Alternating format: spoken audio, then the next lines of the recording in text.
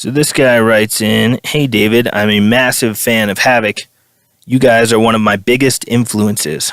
Thank you very much. That's very cool. Anyways, here's the question.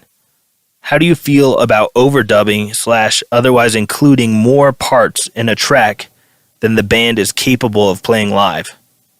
I personally struggle on this opinion because I think that opens a lot of opportunity to explore more sounds, but it's almost disingenuous to include, say, a guitar riff behind a solo while the band only has one guitarist, especially factoring in recreating the sound live.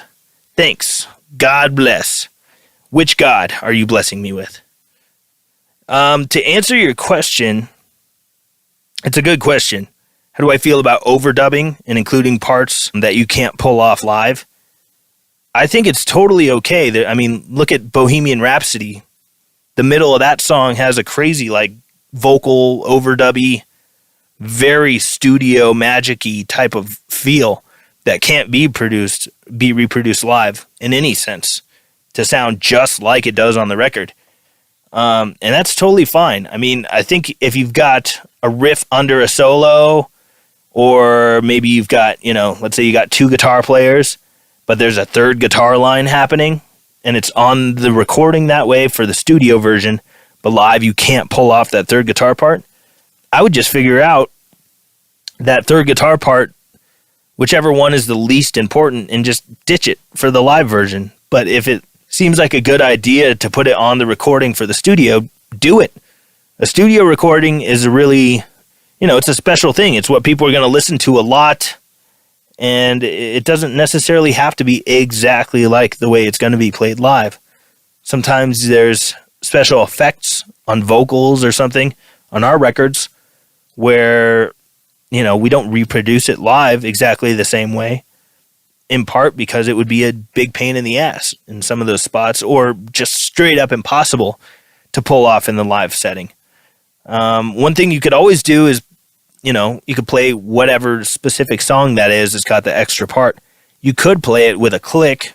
Your drummer has a click in his ear or something, and you automate there to be backing tracks or something just for that section.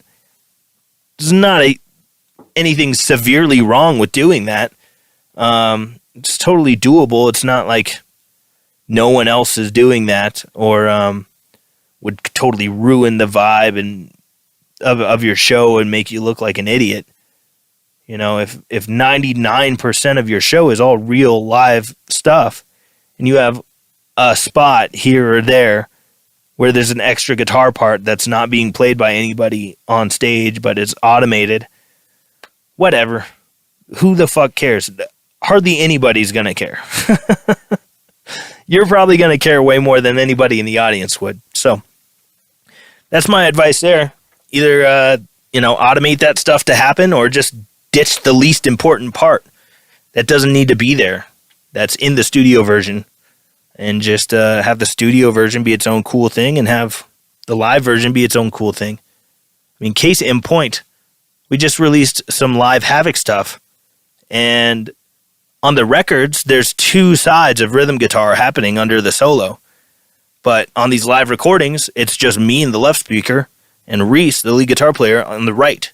And when he starts taking his solo, there's no rhythm guitar on the right speaker. It's all just in the left. So technically, on those parts in those songs, we're missing a part of guitar too.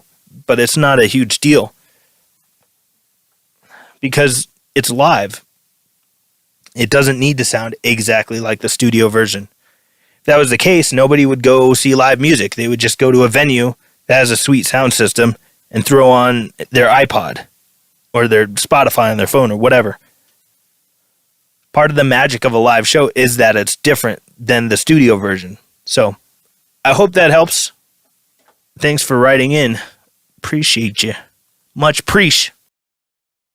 Hey everybody, thanks a lot for checking this out. Make sure to like, subscribe, and leave a comment below.